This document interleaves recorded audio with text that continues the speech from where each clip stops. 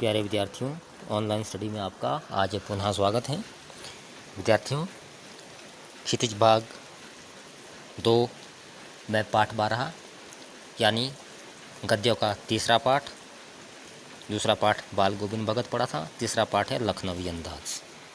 तो लखनवी अंदाज हम शुरू करने से पहले लेखक परिचय देख लेंगे। इस पाठ के जो लेखक हैं वो है हमारे यशपाल जी, जो कि हिमाचल प्रदेश से ही संबंधित लेखक हैं और उनका जन्म तो हिमाचल में नहीं हुआ, जन्म उनका पंजाब में हुआ था। तो विद्यार्थियों, यशपाल का जन्म सन 1903 में पंजाब के फिरोजपुर छावनी में हुआ। तो लेखक परिचय शुरू कर रहा हूँ। यशपाल का जन्म सन 1903 में पंजाब के फिरोजपुर छावनी में हुआ। प्रारंभिक शिक्षा कांगड़ा में ग्रहण करने के बाद लाहौर के नेशनल कॉलेज से उन्होंने बीए किया। बीए मतलब स्नातक, स्नातक मतलब कला स्नातक हिंदी में कहते हैं। वहाँ उनका परिचय भगत सिंह और सुखदेव से हुआ। तो लाहौर में उनका परिचय किससे हुआ? भगत सिंह और सुखदेव से। दोनों महान क्रांतिकारी, देश को स्वाधीन करने के लिए हंसते हंसते फांसी के फंदे पर चढ़े थे। भगत सिंह, सुखदेव और राजगुरु, ये नाम आपने सुने होंगे। तो इनके ही विचारों से प्रभावित होकर वे भी, यशपाल जी भी स्वाधीनता संग्राम की क्रांतिकारी धारा से जुड़ गए थे। देश को आज़ाद करने के लिए जो एक परिवर्तन की धारा चली हुई थी, बदलाव की धारा चली हुई थी, उससे ये भी जुड़ गए, जिसके कारण इन्हें कई बार जेल भी जाना पड़ा और साथ में ये लेखन कार्य भी करते गए और इस तरह से 1976 में इनका क्या है, देह अंत हो गया, देहांत। यशपाल की रचनाओं में आम आदमी के सरोकारों की उपस्थिति है, यानी कि आम आदमी की समस्याओं को उन्होंने उठाया है अपनी रचनाओं में। वे यथार्थवादी शैली के विशिष्ट रचनाकार थे, यानी कि जो भी वे बात लिखते थे उसमें मनगढ़ंत ज़्यादा बहुत कम होता था, यथार्थ सत्य बातें लिखने के पक्षधर थे। सामाजिक विषमता पर भी उन्होंने लिखा है, अर्थात समाज में जो अमीर गरीब का जो एक पैमाना है, शोषण होता रहता है, साथ में जाति पाति के आधार पर शोषण होता रहता है, वह विभिन्न प्रकार से शोषण होता रहता है, उनके ऊपर भी उन्होंने बहुत रचनाएं लिखी हैं। राजनीतिक पाखंड रूढ़ियों के खिलाफ भी उन्होंने बहुत रचनाएं लिखी हैं। और इनके जो कहानी संग्रह थे, देखिए, ज्ञानदान, तर्क का तूफान, पिंजरे की उड़ान, वादुलिया, फूलों का कुर्ता उल्लेखनीय है।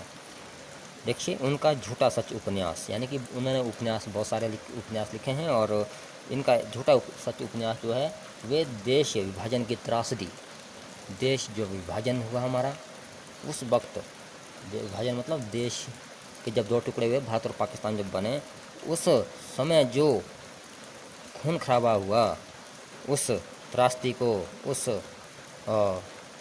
दिल को दहलाने वाली घटना का वर्णन इन्होंने इस उपन्यास में किया है। इसके अतिरिक्त इनके उपन्यास है अमिता, दिव्या, पार्टी कॉमरेड, दादा कॉमरेड, मेरी तेरी उसकी बात। तो मैंने भी इनमें से दिव्या और अमिता उपन्यास पढ़े हैं। अति रोचक और प्रेरणादायी उपन्यास हैं, मौका मिले तो आप भी पढ़ें। बच्चों, आगे जो पाठ रहेगा हमारा वो यशपाल जी ने ही लिखा है और यह एक व्यंग्य पाठ है, यानी कि किसी व्यक्ति या विशेष व्यक्ति पर व्यंग्य किया गया है। विशेष व्यक्ति का मतलब है कि जो पुराने समय में नवाब होते थे, नवाब कौन होते थे? राजाओं और बादशाहों द्वारा किसी पूंजीवादी व्यक्ति, धन दौलत वाले व्यक्ति को क्या देना? नवाब की उपाधि देते थे और फिर उन नवाबों से वे अपने अनुकूल कार्य कराते थे, यानी कि उनके अंतर्गत जो क्षेत्र और जनता होती थी उनको वे नवाब जो है अपने सुविधा अनुसार मोड़ते थे अपनी तरफ और साथ में सरकार और शासन के जो कार्यों में सहयोग देते थे, कौन? नवाब। तो अकूत संपत्ति होती थी जो, और हिंदुओं में होते थे पूंजीपति या सामंत, अंग्रेजों में, मुसलमानों में होते थे नवाब।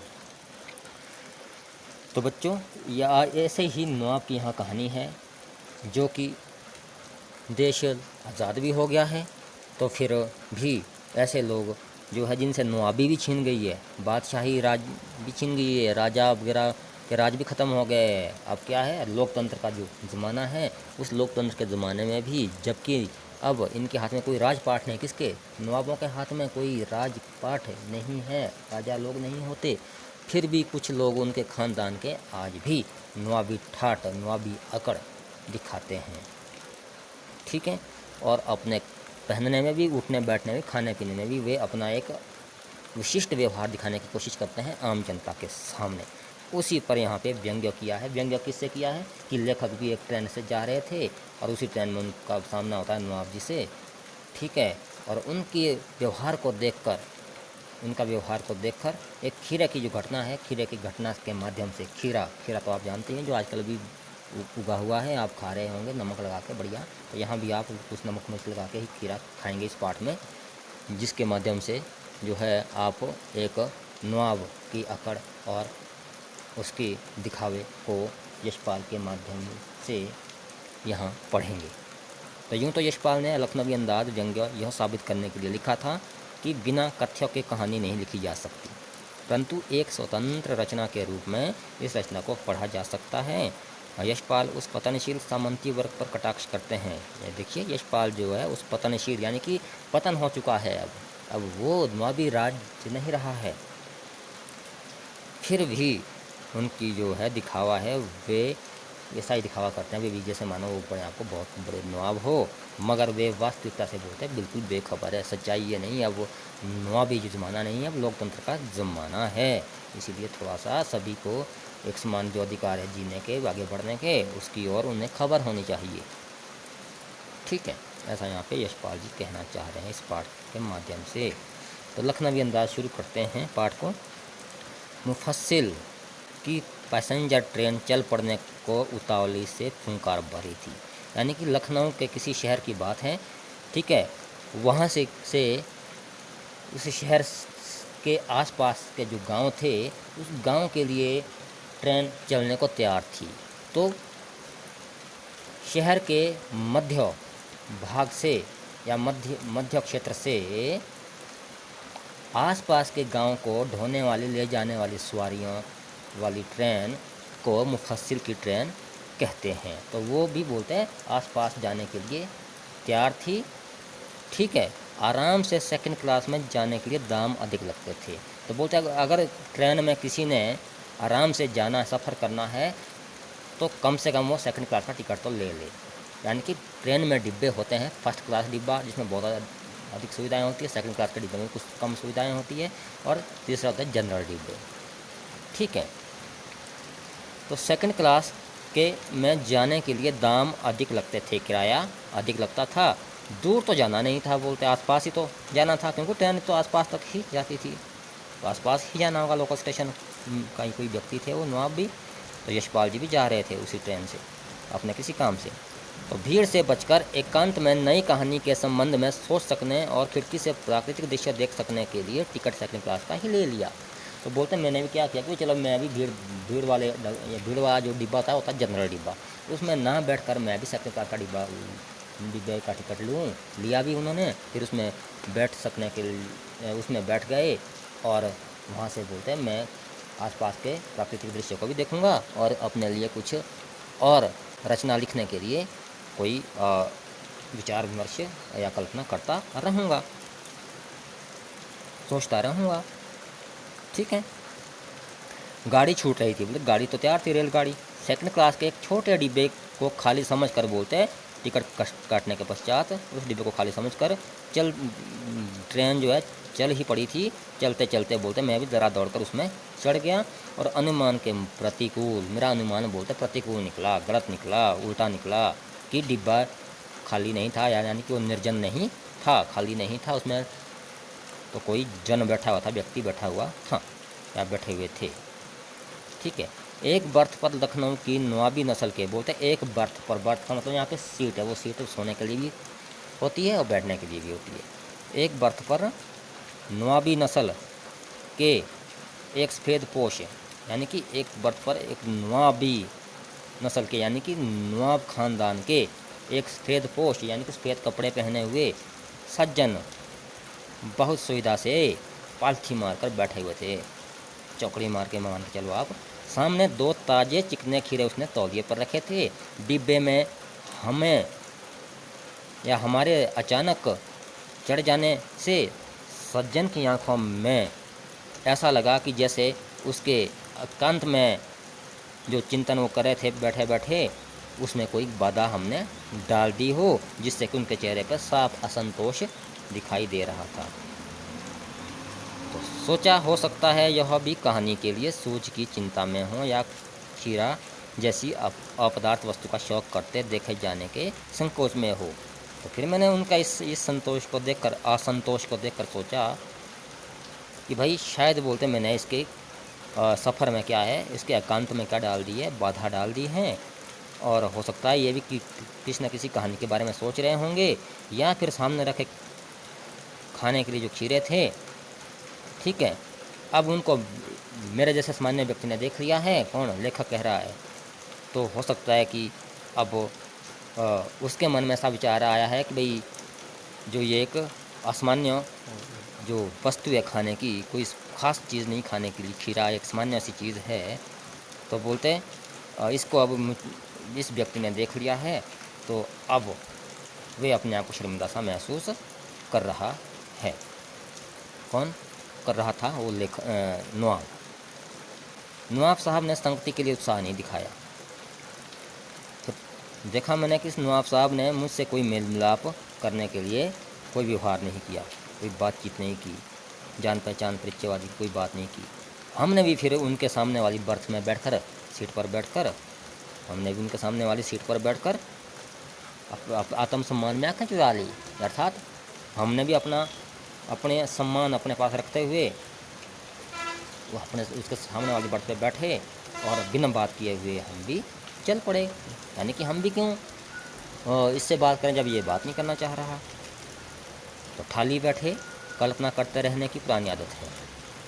तो खाली जब बैठते हैं, सफ़र में जब आप भी जाते हो, तो कुछ ना कुछ आपके दिमाग में सोच विचार में डूब जाता है। ये तो आदत है, लोगों का स्वभाव है। वैसा ही लेखक कह रहा है। तो नवाब साहब की असुविधा और संकोच के कारण का अनुमान लगाने लगे। और मैंने फिर दिमाग में नवाब साहब की उस असुविधा, जो मुझे देखकर उसको असुविधा महसूस हो रही थी, उसको शर्म से महसूस हो रही थी, उसका बोलते मैं अनुमान लगाने लगा। कैसा कि संभव है नवाब साहब ने बिल्कुल अकेले यात्रा कर सकने के अनुमान में किफ़ायत के विचार से सेकंड क्लास का डिब्बा खरीद लिया हो या टिकट खरीद लिया हो, और अब ग्वारा ना हो कि शहर का कोई सफ़ेद पोश उन्हें मंजिले दर्जे में सफ़र करता देखे। और साथ में ऐसा भी हो सकता है कि शहर का कोई भी आदमी उस नवाब को मंजिले दर्जे के डिब्बे में सफ़र करता हुआ ना देखे। अर्थात नवाब है तो कम से कम फर्स्ट क्लास के डिब्बे में तो सफ़र करता। ठीक है, ये तो सेकंड क्लास के डिब्बे में सफ़र कर रहा है। शायद ऐसा नवाब सोच रहा होगा, बोलते हैं मुझे देखकर, इसको लेखक को देखकर। ठीक है, अगर सफ़र का वक्त काटने के लिए ही खीरे खरीदे होंगे और अब किसी सफ़ेद पोश के सामने खीरा कैसे खाएं, ये भी सोच रहा होगा कि सफ़र कट जाएगा तो बीच बीच में खीरे भी खाऊंगा और अकेले बैठकर, मगर अब तो बोले संकोच से वो भी नहीं खाए जाएंगे, ऐसा भी सोच रहा होगा वो। इस तरह से बोलते ये सभी कारण इसकी असुविधा के, असंतोष के हो सकते हैं, किसके? नवाब के। हम कनखियों से नवाब साहब की ओर देख रहे थे। कनखियों से हम भी बोलते फिर कनखियों से देख रहे थे, क्योंकि वो बात वो भी नहीं कर रहे थे हमारे से, हम भी फिर उनको कनखियों से देख रहे थे। कनखियों मतलब तिरछी नज़रों से। बाकी अपने सफ़र जारी था, ट्रेन चल ही रही थी। नवाब साहब कुछ देर गाड़ी की खिड़की से बाहर देखकर स्थिति पर गौर करते रहे। तो थोड़ा सा रेलगाड़ी की खिड़की से बाहर देखने लगे हुए थे और थोड़ा सा कुछ गौर भी कर रहे थे, बड़े ध्यान से कुछ सोच रहे थे, देख रहे थे। और अचानक ही क्या होता है कि वो बोलते कहते हैं, ओह, नवाब साहब ने अचानक ही बोलते मुझे बोलते संबोधित किया, मेरी ओर संबोधित किया। क्या? ओह, और कहा आदाब अर्ज, यानी कि आपका स्वागत है या नमस्ते जनाब, खीरे का शौक फरमाएंगे जनाब, कि आप खीरा खाओगे? और नवाब साहब का सहसा भाव परिवर्तन अच्छा नहीं लगा। बोलते नवाब साहब का ये अचानक मेरे को बोलते ये भाव परिवर्तन था, और उनका ये अचानक से मुझे पुकारना, मेरी ओर पुकारना, मुझे पुकारना मुझे अच्छा नहीं लगा। भांप लिया आप शराफत का गुमान बनाए रखने के लिए हमें भी मामूली लोगों की हरकत में लथेड़ लेना चाहते हो। तो बोलते हैं मैंने समझ लिया कि भाई आप अपने आप को बड़ा शराफत वाले व्यक्ति, नवाब जैसे व्यक्ति जो बन रहे हैं और हमें मामूली लोग समझते हैं। तो ऐसा ही कुछ बोलते हैं, आपके व्यवहार से झलक रहा है, ऐसा लेखक ने मन में सोचा। फिर मैंने भी फिर उनके खीरे खाने के वाला वो प्रश्न जो था उसका जवाब दिया। क्या दिया? शुक्रिया। शुक्रिया जी बोलते हैं कि बुला शौक फरमाएंगे कि नहीं जी आप ही खाइए, मुझे बोलते खीरे खाने का शौक़ नहीं है। इसका मतलब ये है। ठीक है। नवाब साहब ने फिर एक पल खिड़की से बाहर देखकर गौर किया। फिर से वो खिड़की से बाहर देखने लगे और दृढ़ निश्चय से खीरे के नीचे रखा तौलिया झाड़कर सामने बिछा लिया। सीट के नीचे से लोटा उठाकर दोनों खीरों को खिड़की से बाहर धोया और तौलिए से पोंछ लिया। जेब से चाकू निकाला, दोनों खीरों के सिर काटे और उन्हें गोद कर झाग निकाला। फिर खीरों को बहुत ही एहतियात से, बहुत ही सावधानी से, एहतियात मतलब सावधानी से छील कर फाँकों मतलब उसके पीस बनाए, टुकड़े बनाए, को करीने से उन तौलिया पर सजाते हुए उनको टुकड़े बनाए और सुंदर तरीके से तौलिया पर उनको सजा दिया। अब देखिए जब आप खीरे को धोते हैं, काटते हैं बढ़िया और बढ़िया उनके पीस बनाते हैं, टुकड़े बनाते हैं और सजाते हैं थाली में, तो देखिए कितना पानी आता है मुँह में, पानी भर जाता है, लप आती है लिए जीभ खाने के लिए।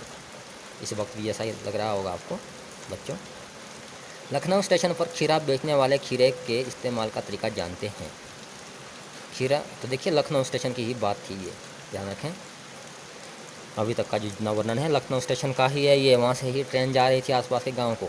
लखनऊ स्टेशन पर खीरा बेचने वाले खीरे के इस्तेमाल का तरीका आप जानते हैं। ग्राहक के लिए जीरा मिला हुआ नमक और पिसी हुई लाल मिर्च की पुड़ियाँ भी हाजिर करते हैं। तो लखनऊ के स्टेशन में क्या होता है, रेलवे स्टेशन पे, कि वहाँ पर खीरा बेचने वाले क्या है, उनका खीरा अधिक से अधिक बिके तो वो खीरा बेचने के साथ साथ क्या करते हैं, जीरा मिला हुआ नमक और उसमें पिसी हुई मिर्च की पुड़ियाँ भी प्रस्तुत करते हैं। ले लो खीरा ले लो, इसके साथ बढ़िया बढ़िया टेस्टी नमक मिर्च और जीरा मिले जो है पाउडर पुड़ियाँ ले लो। तो नवाब साहब ने बहुत करीने से खीरे की फाँकों पर जीरा मिला नमक और लाल मिर्च की सुर्खी, लाल मिर्च यानी कि लाल मिर्च का रंग कैसा था, सुर्खी जैसा लाल मिर्च की सुर्खी बुरक दी। सुर्खी होती है ना एक जो जिसको लिपस्टिक बोलते हैं आजकल अंग्रेजी में, बुरक दी। उनकी प्रत्येक भाव भंगिमा और जबड़ों के स्फुरण से स्पष्ट था। तो बोलते उनकी ऐसा करते वक्त, क्या करते वक्त फाँकों पर जीरा मिला नमक और लाल मिर्च जब उन्होंने बुरका तो उससे क्या था कि उनके मुंह और चेहरे में क्या है, उनकी भाव और भंगिमा और जबड़े, मुंह का जो जबड़े थे ना ये, इसमें स्फुरण यानी कि ये क्या है, स्फुरण, ये मतलब जल्दी से लपलपाने के लिए ललचा रहा था, मतलब उनकी जीभ और जिससे जबड़ा भी यूँ स्फुरण मतलब हिल रहा था, कंपन सा कर रहा था, जल्दी से मेरे मुँह में ये खीरा आ जाए, लालच आ रहा था, बहुत ज़्यादा पानी आ रहा था मुँह में। उसके साथ साथ में यह कार्य करते हुए उस प्रक्रिया में उनका मुख खीरे के रसास्वादन की कल्पना से प्लावित हो रहा था। यानी प्लावित मतलब पानी भर गया था, बस खाने के लिए, मतलब बस यानी सॉरी खाने के लिए पानी भर चुका था उनके मुंह में, प्लावित हो रहा था, मतलब उसका रस लेने के लिए उनके मुंह में पानी आ रहा था नवाब जी के। हम कनखियों से देखकर सोच रहे थे मियाँ रईस बनते हैं, और हम भी उनको तिरछी नज़र से देख रहे थे कि देखो मियाँ बड़े रईस बनते हैं, अपने आप को रईस मतलब अमीर बनते हैं। तो नवाबी खान के ही व्यक्तित्व तो अमीर तो बनेंगे ही, मगर अब वो चीज़ जो है दुनिया नहीं मानती थी, वो अकड़, वो नवाबी वाली एक पदवी। लेकिन लोगों की नज़रों से बच सकने के ख्याल में अपनी असलियत पर उतर आए हैं। नवाब साहब ने फिर एक बार हमारी ओर देख लिया। वल्लाह शौक़ कीजिए, लखनऊ का बालम खीरा है। बोलते हैं वल्लाह यानी कि जनाब आप शौक़ कीजिए, यानी कि खीरा खाइए, क्योंकि ये कोई ऐसा वैसा खीरा नहीं है, बहुत ही अच्छी किस्म का खीरा है, यानी कि लखनऊ का ये बालम खीरा है। ये बालम खीरे की वैरायटी है भाई, ठीक है, खीरा का एक किस्म है। नमक मिर्च छिड़क दिए जाने से ताज़े खीरे की पनियाती फाँकें, पनियाती मतलब तो खीरे में पानी नहीं होता भरा हुआ खीरे में, नमक मिर्च छिड़क दिए जाने से ताज़े खीरे की पनियाती फाँकें देखकर पानी मुंह में ज़रूर आ रहा था, किसके, लेखक के भी आ रहा था, लेकिन इनकार में वो पहले ही कर चुके थे। तो आत्मसम्मान, इसलिए अब आत्मसम्मान निभाना ही उचित था। अगर मैं खीरा मांगता तो मेरा बोलते इज्जत कम हो जाती, अब आत्मसम्मान बचाना ही बहुत ज़रूरी था। वरना मेरा भी तो दिल कर रहा था, क्योंकि मना जो कर लिया था पहले ही। आत्मसम्मान निभाना ही उचित समझा। उत्तर दिया, शुक्रिया, इस वक्त तलब महसूस नहीं हो रही, यानी कि इस वक्त खाने को दिल नहीं कर रहा। और साथ में क्या है, मैदा भी ज़रा कमज़ोर है, यानी कि मेरा जो अमाशय है, लीवर है, ये भी कुछ कमज़ोर है। बोलते हैं इसकी बला शौक फरमाएँ, कृपया बोलते हैं आप ही खाइए। आज इतना ही पढ़ेंगे और यहाँ तक के लिए आप पूछे इसमें प्रश्न भी आप देखेंगे कि पाठ और लेखक का नाम लिखिए। मुफस्सिल की पैसेंजर ट्रेन का क्या मतलब है। लेखक ट्रेन की कौन सी क्लास में यात्रा कर रहा है और क्यों। ट्रेन चल पड़ने की उतावली में फुंकार रही थी। ट्रेन के इस वर्णन से लेखक ट्रेन की किस स्थिति की ओर संकेत कर रहा है। ट्रेन में आराम से यात्रा करने के लिए किस क्लास में यात्रा करने की राय लेखक दे रहा है तथा उस क्लास में यात्रा करने से क्या हानि है। ये आपने 5 प्रश्न कर देने हैं बच्चों, बाकी कल।